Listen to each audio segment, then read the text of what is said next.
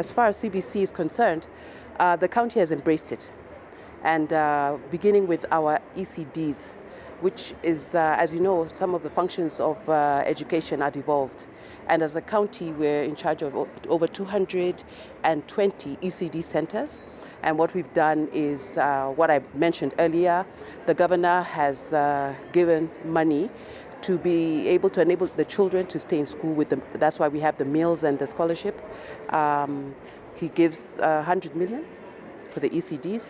So each child gets 3,200, and if they're able differently, they get 3,300. This is to keep them in school. So those are some of the things that we have done to begin the process of embracing the CBC system. We also do a lot to train our teachers on the CBC system.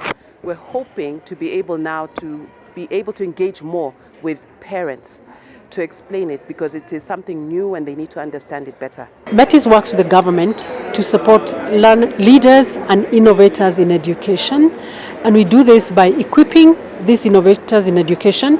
We also connect them to one another and to other people in the ecosystem, and then we also amplify what they do.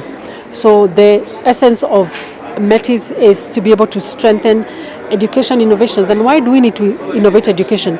Because we know that going to school doesn't mean that necessarily we are learning.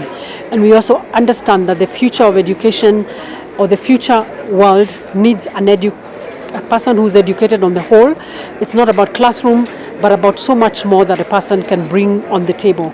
And so Metis works to strengthen innovations around education. And so I'm elated to be a part of the 3rd annual Reimagine Ed Learning Summit, which took place the last 2 days here at the National Museum, which focused on celebrating and amplifying and collectively learning so that kids, we celebrated local innovations, things that are happening in Turkana, things that are happening in Laikipia, things that are happening here in informal settlements in Nairobi. And it's just been a really, really hopeful event, and I just feel so grateful to be a part of this community. My vision is that we continue learning and collaborating together to create a world where all learners thrive.